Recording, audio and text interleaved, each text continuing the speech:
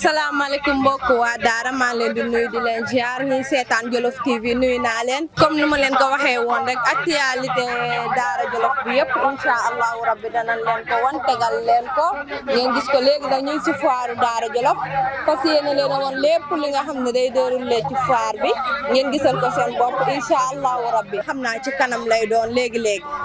salaamaaleykum sëñ bi ñoo ngi lay nuyu. waaw maaleykum salaam ñoo ngi lay fay. tur bi ak sant bi. man Ahmed Diop laa tudd. Ahmed Diop yaa ñëwoon foire Daara Djolof.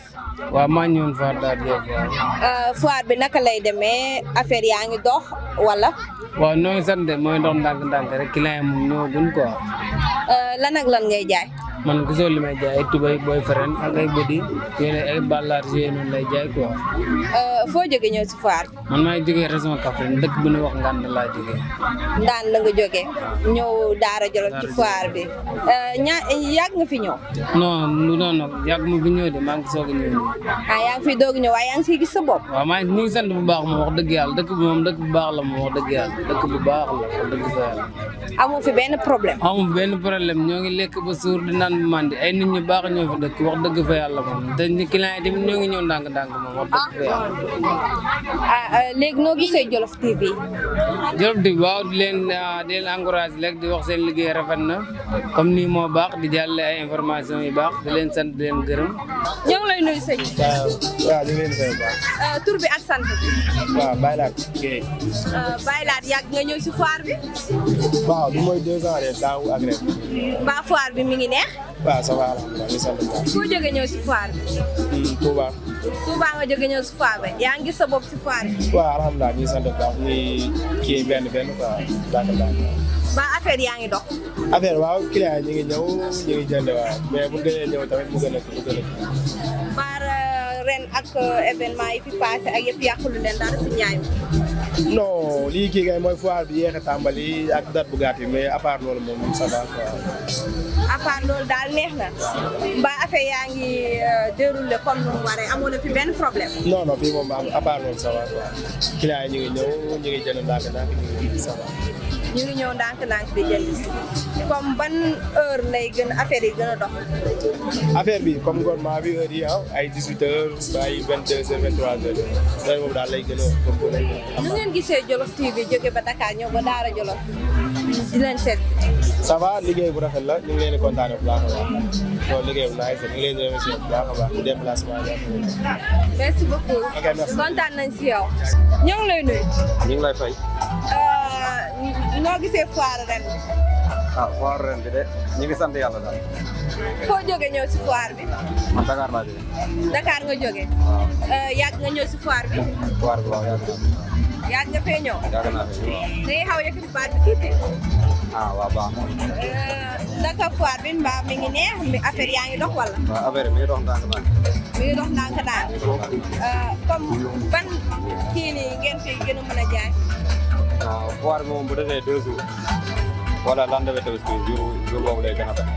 si ngeen di gën a jaay. comme yan genre ngeen fiy jaay.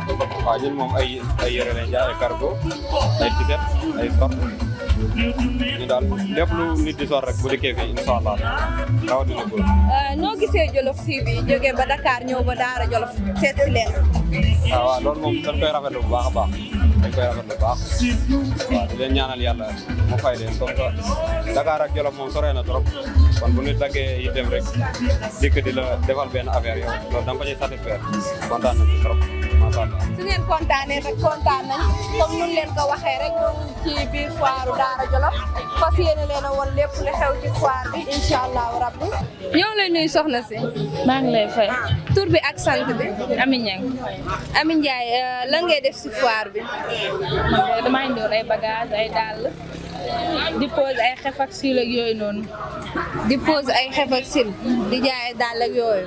waaw ba affaire yaa ngi dox. waaw affaire yi moom ma ngi dox nànk-nànk rek. mbaa client yi ñu ngi ñëw di pose sil. client yi moom dañuy bàyyi ba dernier moment ñu doog a ñëw. dañuy bàyyi ba dernier moment ñu doog a ñëw. kon gisagoo sa bopp ci affaire yi. waaw ñoo ngi ñëw moom alhamdulilah ñu ngi sant bu baax. soo doon wax tey lu la neex si foire bi ak lu la fi metti lan lay doon. boobu rek dara mettuñu fi ñoo ngi dund ambiance ak yëpp li kontaante la tamit ngay jaay ñëpp di ñëw. soo doon wax tey si Djolof TV jóge ba Dakar ñëw Dahra Djolof seet si leen lan nga leen di wax. kontaante rek di leen sant di leen gërëm dégg rek lañ def sant yàlla fi mu ne nii. lay fay ma ñes. da nga ñëwoon ci foire bi tey. waaw dama ñëwoon ci foire bi rek. waaw ñëw bëggal xale yi rek waaw. noo gisee bagage foire bi. macha allah xam nga li may wax lii day participer ci développement localité. donc la nga doon wuti Touba wala nga wuti ko Dakar wala nga wuti ko feneen boo ñëwee ci foire bi vraiment tu trouves ça et à un bon prix. waaw xale yaa ngi gis seen i jeux ñi ngi am seen i dàll ñi ngi am seen i yére à bon prix voilà. maa affaire yi seeru. non ça va vraiment prix abordable. tey soo doon wax tey lan lañ war a changer ci foire ba lan lañ ci war a def looy wax. foire bi damay wax ne na ci commune bi jàpp ndax njëriñu commune bi la donc na ci autorité yëpp jàpp vraiment ngir mu sax biir Dahra ndax amal na njëriñ Dahra parce que boo xoolee tey jigéen ñi Dahra rek ñoo fi jaay xale yi Dahra rek ñoo fi jaay te seen i bagage rek la ñuy jaay donc population Dahra ñoo fi jaay donc pour ñu dimbale leen dimbale jigéen ñi dimbale xale yi donc il faut autorités yi jàpp ci gën a organiser foire bi gën a jàppale aussi foire bi pour muy am chaque année waaw c'est ça. noo gisee Djolof TV jóge ba Dakar ñëw Dahra Djolof. Djolof TV moom vraiment mention spéciale ñu ngi def liggéey bu baax a baax macha allah. soo kontaanee rek non kontaan nan ñun lépp lu bokk Djolof rek kontaan nan macha allah. jërëjëf ba beneen yoon. jërëjëf merci beaucoup. ñoo ngi lay nuyu soxna si. maa ngi leen di fay. tur bi ak sant bi. Booba Samb. Booba Samb lan ngay def si foire bi da nga jaay si wala da nga jënd si. damaa jaay si business xaalis. pour xaalis. ba business baa ngi dox. waaw ñu ngi ci kawam ndànk-ndànk alhamdulilah. yéen a ngi siy gis seen bopp. waaw ndànk-ndànk rek xam nga àdduna moom daa métti da ngay fortaatu rek ndànk-ndànk. ñaata at yaa ngi ñëw si foire bi di business. waaw ren moom laa fi soog a jaay si moom. ren nga fi doog a jaay waaye gis nga sa bopp. waaw ndànk-ndànk rek. ndànk-ndànk. comme ban heure lay affaire yi gën a dox. non man moom affaire yi parce que ndékki bi mooy gën a dox. ndékki bee gën a dox. reer bi tamit di nga xaw a jaay wax dëgg yàlla sant yàlla daal. yaa ngi si gis sa bopp. waaw sant yàlla bu baax. noo gisee Djolof TV jóge ba Dakar ñëw Dahra Djolof seet si leen. lu rafet rek vraiment Djolof TV moom lu nice la lu rafet la surtout nag sama mag sama lépp muy Ulay Saw ñu ngi ci ku ma xam ma Ulay Saw lu yàgg la mu nekk mag ju baax macha allah. waaw mag ju digal rakkam lu baax di ko jaarale ci yoon bu baax di ko ñaanal nag yàlla na ko yàlla may gudd fan ak wér gi yaram yéen ñii tamit yàlla bàyyi leen fii yàlla defal leen jàmm defal leen salaam li ngeen gudd ak li ngeen bëgg yéen a ko xam yàlla na leen ko yàlla may macha allah Djolof TV ci kaw ci kanam. merci beaucoup Bowa. merci kontaan nañ. ok soxna si nag kay ma jël la waaw ñu ne dañoo jàngi woon foire bi nag lii mu def moom rafet na parce que waa dëkk bépp ñu toog di loo bëgg a jënd yaa ngi ñëw di ko jënd lépp am na kontaan nañ daal vraiment moom. kontaan ngeen bu baax. billahi dañoo kontaan ngeen gisee Djolof TV. Djolof TV moom li ngeen def moom baax na na parce que lii day tax nit ñi gën a am connaissance ñoo xam ne Dahra Djolof yii moo ngi fii am ndax parce que ñu bëri xamuñu ko boo leen defee yii day tax ñu gën a siiw mais li seen liggéey moom rafet na. merci beaucoup soxna si. salaamaaleykum. maaleykum salaam. tur bi ak sant bi. man Mama Aydara. Mama Aydara noo gisee foire bi. waaw foire ren moom macha allah neex na vraiment mais lenn rek moo ñu nga xaw a problème bi xaalis amut bagage yaa ngi fi ba tey te ngay nag sant yàlla rek peut-être fii ak 2 jours bi moom bagage mën nañ dem affaire bi neex mais en tout cas daal ren moom damay wax ne moom dëkk bi xaw naa dëgër moom vraiment. ñaata at yaa ngi ñëw si foire bi. depuis foire bi bu ñu commencé ba tey maa ngi ça fait léegi xanaa 4 ans wala 5 ans ñu ngi si foire bi maa ngi liggéey si affaire foire bi daal vraiment. 5 ans wala 4 ans yaa ngi si foire bi comme ay événement bi fi jot a jaar ak yëpp mbaa yàqulu leen dara ci seen njaay.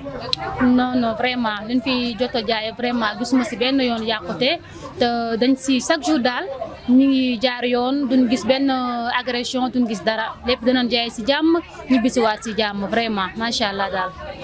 nan ngeen gisee bagage yi cher na yomb na wala. waaw surtout ça ren moom vraiment bagage yëpp a cher dara yombul tax fu ñu mënta dem fu ñu mënta luñ doon jëndee prix en gros comme ça comme exemple daa wala daa war a jeg ren gi buñ demee te dañuy fekk tey mi ngi yokku bagage yëpp cher dara yombul moo tax bu affaire bi client yi xaw a affaire bi xaw a compliqué si ñun ndax tey bu ñu jëndee lu cher ñu ñëw fii mu ne dañ koy jaayee lu xaw a moyen cher du ñu arrangé moo tax affaire bi xaw a compliqué daal loolu mooy problème bi instant bi. dëgg la noo gisee Djolof TV jóge ba Dakar ñëw Dahra Djolof pour seet si leen.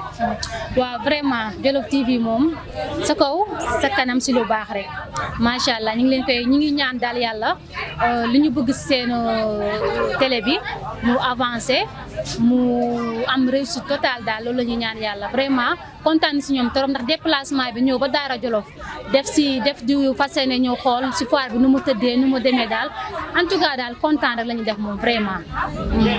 merci beaucoup kontaan nañ Maman Aïdara kontaan nañ bu baax a baax comme nuñ leen ko waxee rek yéen a ngi seen télé seen Djolof TV ñoo ngi si foire Dahra Djolof fas yéene leen woon lépp lu nekk si foire Dahra Djolof duñ bàyyi dara incha allah merci beaucoup. nuyu sëñ bi. waaw ñu ngi lay fay soxna si.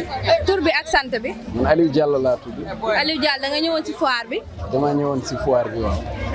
da nga jënd si da nga jaay si. non man moom damay jënd si quoi. da ngay jënd si. waaw mbaa yaa ngi gis bagage yu la neex. waaw maa ngi gis fi bagage yu ma neex wallahi. baara foire bi noo ko gisee. foire bi alhamdulilah xumb na te bari na bagage ñun ñëpp ñu ngi jënd man sax jënd naa bu baax wallahi lazim te ñëpp kontaan nañ si foire bi ñëpp aussi ñoom ñëw nañ indi nañ bagage yu bari dara manqué woon fii nit ki loo fi xool rek dañ koy am fii wallahi lazim xale yëpp ñëw nañ mag ak ndaw yëpp fii loo fi bugg rek ñëw nañ ay xale yu jigéen yi ñu ngi jënd itam xale yu góor yi itam ñu ngi jënd wallahi lazim fii kay alhamdulilah. tey soo doon wax lan la ñuy change foire ak lan lañ fiy def. fii nii fii moom pour man moom alhamdulilah fii moom dara manqué wul fii moom sax même bu continué nii am na solo fii moom amul fii leen fi war a changer wala leneen fii moom alhamdulilah lépp bagage yëpp ñëw nañ fii manqué wul dara ñu ngi kontaan ci ñoom rek aussi yéen it ñu ngi kontaan ci yéen Djolof TV. nan nga gisee Djolof TV mu jóge ba Dakar ñëw Dahra Djolof pour bégal leen. wallahi loolu moo tax ma ne Djolof TV ñu ngi leen di remercier aussi ñoom lu ñu def dañ ci am si kontaante ñu nit Djolof TV jóge ba Dakar ñëw Dahra Djolof fii ci foire bi yeneen ñu ngi leen di ñaanal yàlla na leen yàlla am defal leen ay ngëneel yu bëri. incha allah amiin merci beaucoup. ok merci kontaan nañ. kontaan nañ bu baax yàlla Djolof TV si kanam mel ni TFM ba mel ni RTS merci beaucoup nekk leen si jàmm. ok merci.